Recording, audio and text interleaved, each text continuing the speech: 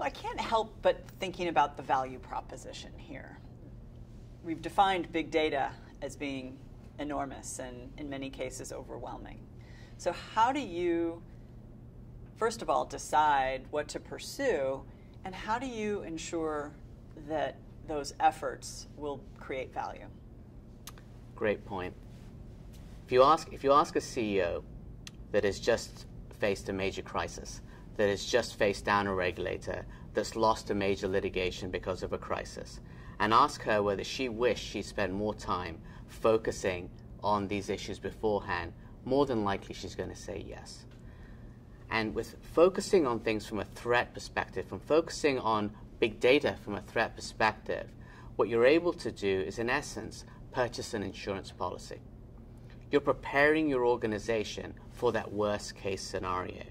And that's really what organizations need to think about when they are preparing for a crisis and how they're using big data. If they wait till there is a crisis, they've let down their shareholders, and they've let down their clients, and their brand and their reputation may be at stake. It's absolutely built on this idea of the ounce of prevention versus pound of cure. Planning for a crisis is much cheaper, a fraction of the cost of being in a crisis, where you're forced to throw resources at the issue in order to stem the bleeding.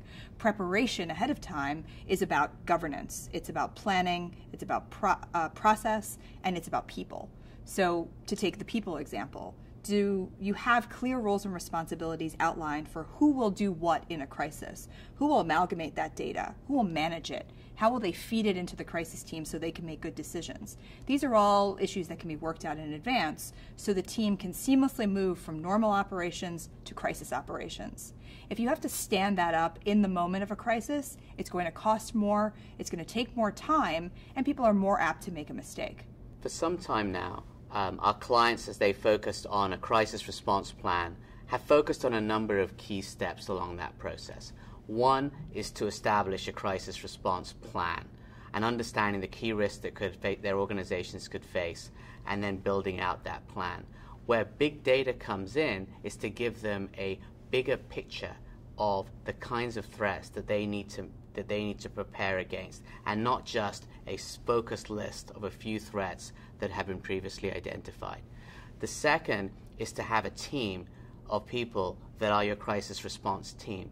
And where big data plays a role is it's pulling information from a wider swath of information, from outside your organization, from your suppliers, from various departments inside, and providing information to each of the individuals on that crisis response team in a way that they can actually action that pieces of information and respond in a meaningful way.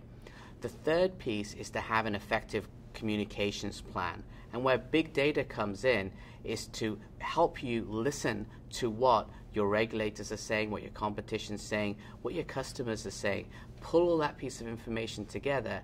At the same time, make sure that you also have an effective communication plan that actually resonates with your key stakeholders so you can respond in a meaningful way, and knowing who the influencers are that you need to communicate. One other piece we always advocate with our clients is after a crisis, do you look back at the crisis? And we call it a look back. Do you do a look back into the crisis to say, how did we perform? What did we do well? What didn't we do well? What about this crisis was unique from other crises? What can we learn that could be useful in the future? Performing that look back and giving the company a good hard look at how you did is one of the best ways to avoid crisis in the future. It's learning from your mistakes.